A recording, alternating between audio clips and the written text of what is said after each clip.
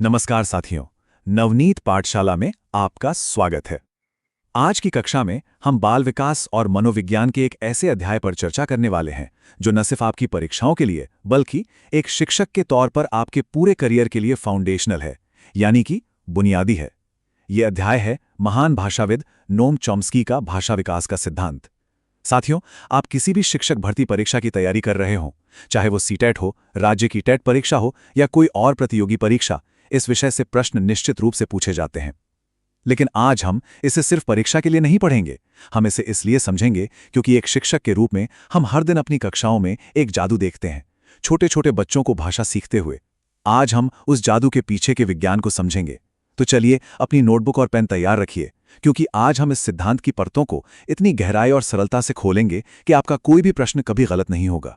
अपनी चर्चा शुरू करने से पहले मैं चाहता हूं कि हम सब एक पल के लिए रुकें और इस एक सवाल पर विचार करें जो स्क्रीन पर है। क्या आपने कभी सच में सोचा है कि एक 2-2.5 साल का बच्चा जिसे दुनिया में आए बस कुछ ही महीने हुए हैं, वो बिना किसी व्याकरण की किताब पढ़े, बिना किसी क्लास में गए, एकदम सही व्याकरण वाली भाषा कैसे बोलने लगता है? सोचिए, एक बच्चा कहता है मम्मी पानी चाहिए। वो ये नहीं कहता कि पानी मम्मी चाहिए। उसे कैसे पता कि कर्ता कर्म और क्रिया का सही क्रम क्या है, जबकि उसे ये भी नहीं पता कि इन शब्दों का मतलब क्या होता है। वो ऐसे ऐसे नए वाक्य बना लेता है जो उसने अपने जीवन में पहले कभी सुने भी नहीं होते। तो क्या ये सिर्फ नकल है, जैसा कि कुछ लोग मानते थे? अगर ऐसा होता तो क्या बच्चे हमारी हर व्याकरण की गलती की नकल नहीं करते? पर वे नहीं करते। वे तो अक्सर हमसे बेहतर बोलते हैं। ये एक गहरा रहस्य है साथियों। यही वो मौलिक प्रश्न है जिसने दशकों तक वैज्ञानिकों को उलझाए रखा, और यही सवाल हमारी आज की पूरी चर्चा की नींव है। आज हम नोम चॉम्स्की के साथ मिलकर इसी रहस्य को सुलझाने जा रहे हैं। इस जटिल और महत्वपूर्ण विषय को एक व्यवस्थित तरीके से समझने के लिए हमने आज की कक्षा को इन 5 भागों में बांटा है। सबसे पहले हम भाषा के इस रहस्य का परिचय लेंगे। फिर हम 2 सिद्धांत स्किनर बनाम चॉम्स्की वाले भाग में मनोविज्ञान के 2 दिग्गजों के बीच एक महाकाव्य वैचारिक लड़ाई को देखेंगे। ये सिर्फ एक अकादमिक बहस नहीं थी, इसने मनोविज्ञान की दिशा ही बदल दी। इसके बाद चॉम्स्की के मुख्य उपकरण वाले भाग पर हम विशेष ध्यान देंगे, क्योंकि एलएडी और यूनिवर्सल ग्रामर जैसे शब्द परीक्षाओं में पसंदीदा प्रश्न होते हैं।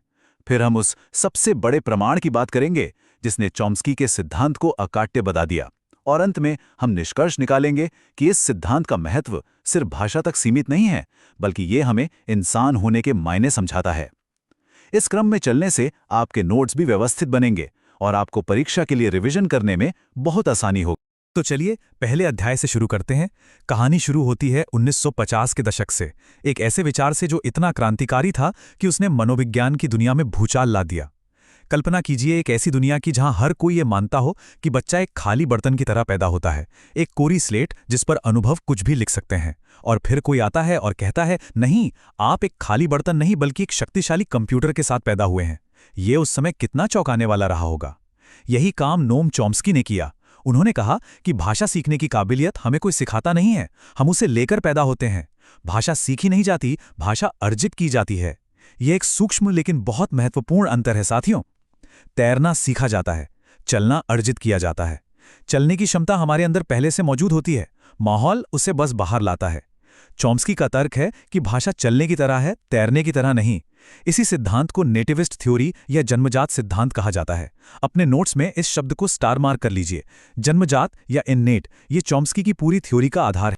चॉम्स्की के इस क्रांतिकारी विचार की गहराई को समझने के लिए हमें उस समय के माहौल को समझना होगा। 1950 और 60 के दशक में मनोविज्ञान की दुनिया में व्यवहारवाद यानी बिहेवियरिज्म का एक छत्र राज था, और इसके सबसे बड़े प्रणेता थे बीएफ स्किनर। स्किनर उस समय मनोविज्ञान में एक रॉकस्टार की तरह थे। उनके विचार, जिन्हें व्यवहारवाद कहा जाता है, ने दशकों तक इस क्षेत्र पर शासन किया। उनका मानना था कि हम, चाहे कबूतर हों या इंसान, सब कुछ पुनर्बलन और दंड के माध्यम से सीखते हैं। तो जब चॉम्स्की ने अपना जन्मजात सिद्धांत दिया तो भाषा को लेकर 2 बिल्कुल विपरीत विचार आमने सामने आ खड़े हुए। ये सिर्फ भाषा के बारे में नहीं था, ये इस बारे में था कि इंसान होने का क्या मतलब है। क्या हम सिर्फ अपने वातावरण के उत्पाद हैं जो पुरस्कार और दंड पर प्रतिक्रिया करते हैं, या हमारे अंदर कुछ जन्मजात, कुछ अद्वितीय है जो हमें इंसान बनाता है? ये सिर्फ 2 सिद्धांतों की टक्कर नहीं थी, ये मनोविज्ञान की आत्मा को समझने की एक बहुत बड़ी वैचारिक लड़ाई थी। अब इस स्लाइड को बहुत बहुत ध्यान से देखिए और समझिए। ये इस पूरी कक्षा की सबसे महत्वपूर्ण स्लाइड है। यहाँ स्किनर और चॉम्स्की के बीच का मूल अंतर स्पष्ट किया गया है। चलिए एक एक करके बहुत धीरे धीरे समझते हैं। स्किनर के अनुसार बच्चे का दिमाग जन्म के समय एक खाली स्लेट या ब्लैंक स्लेट जैसा होता है। भाषा कैसे सीखी जाती है? नकल और पुनर्बलन से। बच्चा अपने बड़ों को दूध कहते हुए सुनता है, वो नकल करके दूध बोलता है। माँ खुश होकर उसे दूध दे देती है। ये एक सकारात्मक पुनर्बलन, पॉजिटिव रीइंफोर्समेंट हुआ। बच्चा सीख गया कि दूध कहने से दूध मिलता है। यहाँ सब कुछ बाहरी वातावरण से नियंत्रित हो रहा है। इसके ठीक विपरीत चॉम्स्की कहते हैं कि दिमाग खाली स्लेट नहीं, बल्कि एक बहुत ही एडवांस्ड प्रोसेसर है। भाषा सीखने की क्षमता हमारे अंदर जन्म से ही मौजूद है। वातावरण का काम बच्चे को भाषा सिखाना नहीं है। वातावरण सिर्फ एक ट्रिगर का काम करता है। इसे एक बीज की तरह सोचें। बीज के अंदर एक पेड़ बनने की पूरी क्षमता पहले से ही मौजूद है। मिट्टी, पानी और धूप यानी वातावरण बीज को ये सिखाते नहीं हैं कि पेड़ कैसे बनना है। वे केवल उस विकास को ट्रिगर करते हैं जो पहले से ही बीज के भीतर प्रोग्राम किया हुआ है। तो संक्षेप में, स्किनर बाहर से सीखना, खाली स्लेट; चॉम्स्की अंदर से सक्रियण, एडवांस्ड प्रोसेसर। कृपया इस स्लाइड का एक स्क्रीनशॉट ले लें या इसे अपने नोट्स में ठीक ऐसे ही बना लें। ये परीक्षा में 100% आएगा। ठीक है, तो चॉम्स्की ने ये बड़ा दावा तो कर दिया कि हमारे अंदर भाषा सीखने की जन्मजात क्षमता है। लेकिन एक अच्छा वैज्ञानिक सिर्फ दावा नहीं करता, वो एक तंत्र का प्रस्ताव करता है। वो समझाता है कि ये कैसे काम करता है। चॉम्स्की ने सिर्फ एक विचार नहीं दिया, उन्होंने इस क्षमता को समझाने के लिए एक पूरा सैद्धांतिक ढांचा प्रस्तुत किया। उन्होंने बताया कि हमारे दिमाग में कुछ ऐसे खास उपकरण, एक तरह का सॉफ्टवेयर पहले से ही इंस्टॉल होकर आता है जो सिर्फ और सिर्फ भाषा सीखने के लिए बना है। अगले 2 स्लाइडों में हम चॉम्स्की के प्रस्तावित सॉफ्टवेयर के 2 मुख्य घटकों को देखने जा रहे हैं। ये 2 अवधारणाएं, एलएडी और यूनिवर्सल ग्रामर, चॉम्स्की के सिद्धांत का दिल हैं। चलिए इन्हें एक एक करके खोलते हैं। चॉम्स्की का सबसे प्रसिद्ध कॉन्सेप्ट है भाषा अर्जन उपकरण यानी लैंग्वेज एक्विजिशन डिवाइस, संक्षेप में एलएडी। परीक्षा में इसका पूरा नाम अक्सर पूछा जाता है। वे पूछ सकते हैं कि एलएडी में ए का क्या अर्थ है। ये एक्विजिशन यानी अर्जन है, एबिलिटी यानी क्षमता नहीं। इन छोटे छोटे विवरणों पर ध्यान दें। अब ये एलईडी है क्या?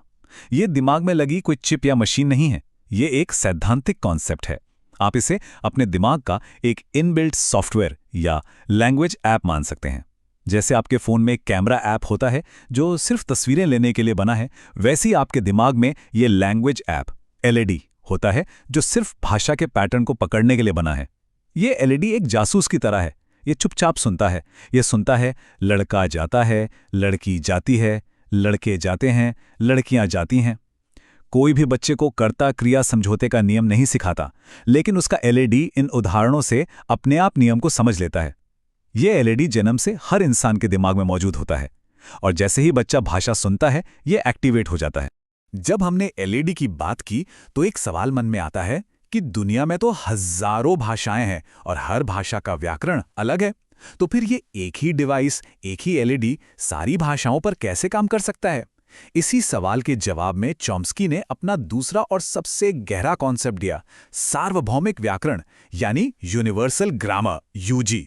चॉम्स्की का तर्क था कि दुनिया की हजारों भाषाएं ऊपर से भले ही कितनी भी अलग दिखें, लेकिन उनके मूल में कुछ बुनियादी नियम एक जैसे ही होते हैं। इसे आप दिमाग का ऑपरेटिंग सिस्टम समझ सकते हैं। जैसे आपके कंप्यूटर का ऑपरेटिंग सिस्टम, चाहे विंडोज हो या मैक ओएस, कुछ बुनियादी काम करता है, फाइलें सहेजना, इंटरनेट से जुड़ना। उसी तरह यूजी भाषा के लिए बुनियादी कार्य प्रदान करता है। यह जानता है कि दुनिया में संज्ञा, चीजें और क्रिया, काम जैसी अवधारणाएं होंगी। यह जानता है कि इन शब्दों को जोड़ने के लिए कुछ नियम होंगे। इसे हम पैरामीटर सेटिंग की अवधारणा से समझ सकते हैं। यूजी यानी हार्डवेयर तो सब में एक जैसा है। यह कहता है वाक्य में एक क्रिया होगी। अब बच्चा अपने माहौल से सीखता है कि उस क्रिया को कहाँ रखना है। भारत में पैदा हुआ बच्चा हिंदी सुनता है और उसका एलईडी क्रिया अंत में वाला पैरामीटर सेट कर लेता है, जैसे मैं सेब खाता हूं। अमेरिका में पैदा हुआ बच्चा अंग्रेजी सुनता है और उसका एलईडी क्रिया बीच में वाला पैरामीटर सेट कर लेता है, I eat an apple. Hardware यूजी समान है, लेकिन सॉफ्टवेयर सेटिंग्स पर्यावरण के आधार पर बदलती हैं। विज्ञान में एक सिद्धांत उतना ही अच्छा होता है जितना कि उसका सबूत। चॉम्स्की सिर्फ एक दार्शनिक नहीं थे, वे एक वैज्ञानिक थे। उन्हें यह साबित करना था कि उनका विचार स्किनर के विचार से बेहतर क्यों था। उन्होंने ऐसा एक शानदार तर्क के साथ किया जो व्यवहारवाद के किले में एक बड़ी दरार डालने जैसा था।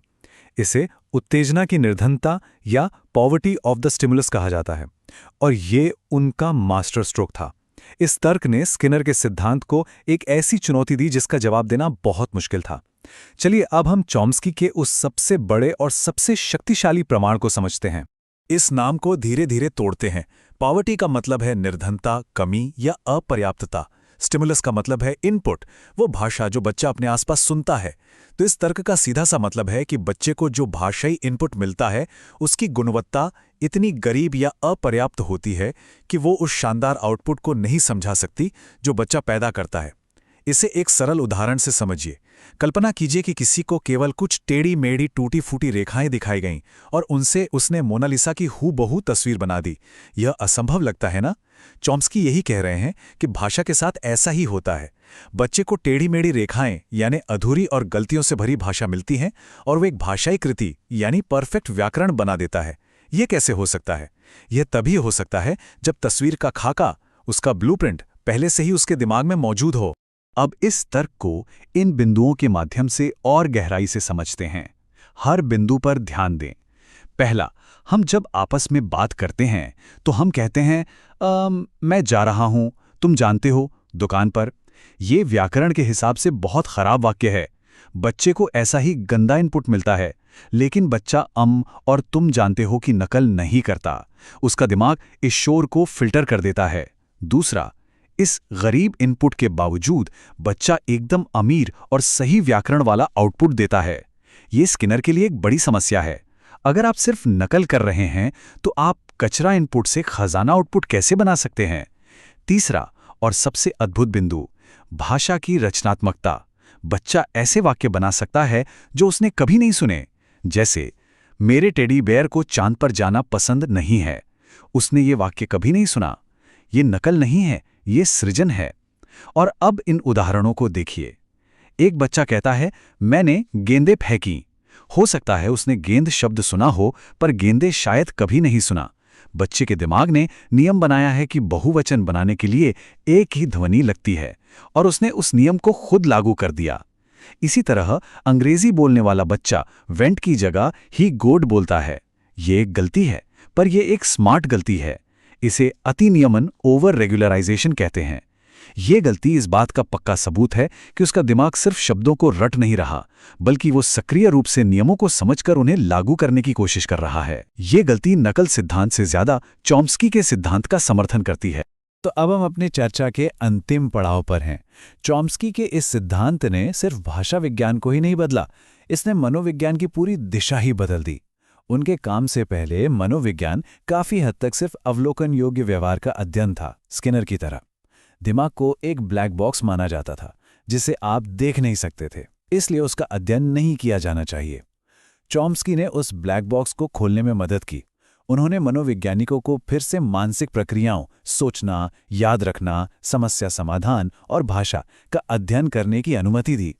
यह एक भूकंपीय बदलाव था जिसे मनोविज्ञान में संज्ञानात्मक क्रांति यानी कॉग्निटिव रेवोल्यूशन कहा जाता है। कंप्यूटर विज्ञान, आर्टिफिशियल इंटेलिजेंस, दर्शन, इन सभी क्षेत्रों पर चॉम्स्की के विचारों का गहरा प्रभाव पड़ा है। उन्होंने हमें दिखाया कि इंसान होना सिर्फ बाहरी दुनिया पर प्रतिक्रिया करना नहीं है, बल्कि हमारे अंदर अद्भुत जन्मजात क्षमताएं हैं। अगर हम पूरी कक्षा को एक वाक्य में समेटें तो वो इस कथन में छिपा है। चॉम्स्की ने हमें सिखाया कि दिमाग एक खाली बर्तन नहीं है जिसे बाहरी अनुभवों से भरा जाना है। ये उपमा आपकी कक्षा में बच्चों को देखने के तरीके को बदल देती है। वे खाली बर्तन नहीं हैं जिन्हें आप ज्ञान से भरते हैं, वे शक्तिशाली उपकरण हैं जिन्हें आपको एक शिक्षक के तौर पे बस सक्रिय करने और पोषण देने की जरूरत है। ये मनोविज्ञान में एक पैराडाइम शिफ्ट था और यही आज की कक्षा का सबसे महत्वपूर्ण निष्कर्ष है। Skinner's blank slate versus Chomsky's pre wired brain. अगर आप आज कुछ भी याद रखते हैं तो इस मौलिक अंतर को याद रखें। दिमाग खाली स्लेट है या पहले से तैयार प्रोसेसर, यही इस पूरी बहस का सार है। और अब जाते जाते मैं आप सबके लिए एक गहरा सवाल छोड़कर जा रहा हूं। इस पर शांति से विचार कीजिएगा। अगर भाषा को सीखने का एक सॉफ्टवेयर, एक यूनिवर्सल ग्रामर हमारे दिमाग में जन्म से ही मौजूद है, तो क्या ऐसा हो सकता है कि दूसरी जटिल मानवीय क्षमताओं का सॉफ्टवेयर भी हमारे अंदर पहले से हो? जब आप एक बच्चे को बिना सिखाए किसी दूसरे बच्चे से अपना खिलौना साझा करते हुए देखते हैं, तो क्या आप नैतिकता का एक सार्वभौमिक व्याकरण देख रहे हैं? जब एक बच्चा किसी भी संगीत की लय पर अपने आप थिरकने लगता है, तो क्या ये एक जन्मजात संगीत क्षमता है? क्या गणित के नियमों को समझने का तर्क भी हमारे अंदर पहले से मौजूद है, जो बस हमारे अनुभवों से सक्रिय होने का इंतजार कर रहा है? चॉम्स्की का सिद्धांत हमें इन गहरे सवालों को पूछने के लिए दरवाज़ा खोलता है। ये सवाल हमें इंसान होने के मायने पर सोचने के लिए मजबूर करता है। इसी विचार के साथ मैं आज की कक्षा समाप्त करता हूं। अपनी पढ़ाई जारी रखिए, अपने आसपास की दुनिया पर सवाल उठाते रहिए और मुझे विश्वास है कि सफलता आपको अवश्य मिलेगी। धन्यवाद।